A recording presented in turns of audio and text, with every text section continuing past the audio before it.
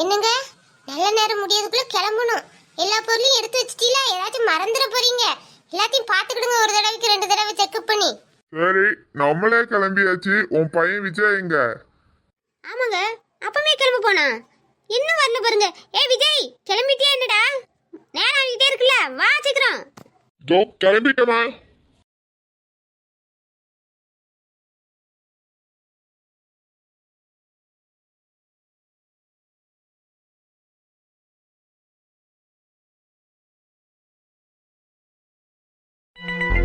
என்னங்க, நம்ம பையன் அப்படியே மாப்பிள்ள மாதிரி ஜம்முன்னு இருக்கான்ல.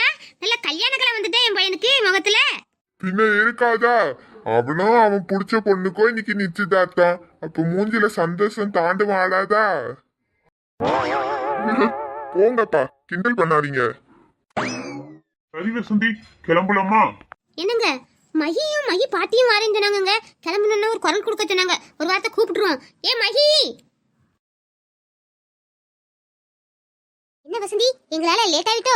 அதெல்லாம் இல்லம்மா, டைம் இருக்கு. இருந்தாலும் நம்ம எல்லாம் ஒண்ணா சேர்ந்து போனோம்ல, அதான் ஒரு குரல் கொடுத்தேன். என்னையும் ஃப்ரெண்டே என்ன வரல.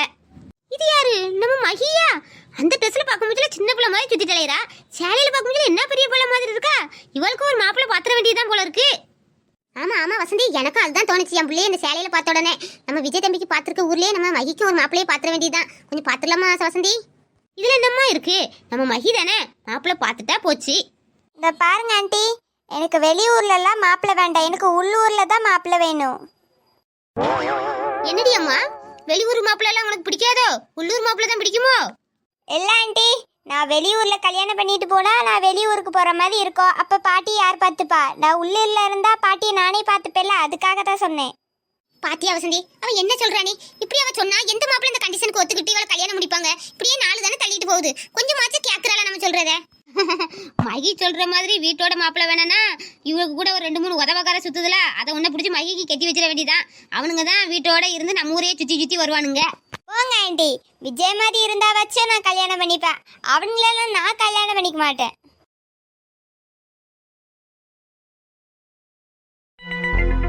என்ன 2 உதவாக்காரன்னு சொல்லிட்டு எங்க பேச்சு அடிப்படுது? என்னடா உங்களை நீங்களே அசிங்கப்படுத்திக்கிறீங்க? உங்க பேர் என்ன உதவாக்காரனா?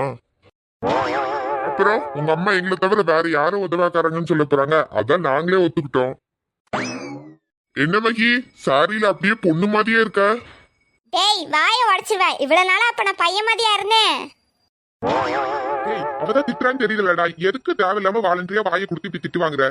ஏய், மகி திட்டினா கூட எனக்கு ஒரு சந்தோஷம் தான்டா. என்னடா மகி திட்டினா கூட உனக்கு சந்தோஷமா இருக்குன்னா ரூட் எங்கேயோ போற மாதிரில இருக்கு. அப்படிலாம் இல்லடா, மகி பாவம் இல்ல, அவளுக்கு அம்மா அப்பா இல்லல்ல. அப்பனா அவன் மேல உள்ள இறக்கத்துல பேசுறியா? பாவம்லாம் இல்லடா, என்னமோ தெரியல, எனக்கு அந்த இறக்கம் பாவம் அதை மீறி ஒரு மகி மேல எனக்கு ஒரு அன்புடா. அதை சொல்ல தெரியல, ஆனா மகி அதை புரிஞ்சுக்கவே மாட்டேங்கிறா.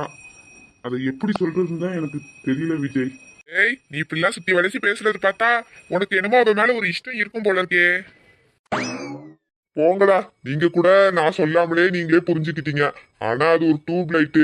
நம்ம 3 பேத்துல அதுக்கு என்னதான் பிடிக்கவே இல்ல. சரி விடுடா, அவன் ஒரு நாள் இல்லாட்டி ஒரு நாள் உன் அன்பு கண்டிப்பா புரிஞ்சுப்பா. சரி விஜய், கிளம்புவோமா? நம்ம நேரம் மண்டபத்துக்கு போயிருவோம். அத்தை வீட்டுல எல்லாரும் மண்டபத்துக்கு வந்துருவாங்க. நேரம் ஆகிட்டே இருக்குல்ல. சரிம்மா, அவ்வளவுதான், கிளம்பியாச்சு. நாங்க வண்டிக்கு போறோம், நீங்க வாங்க. சரி மகிமா, நீ தாம்பரத்தட்டை எடுத்துக்கோ, மற்ற பொருளெல்லாம் நாங்க எடுத்துக்கிட்டோம்.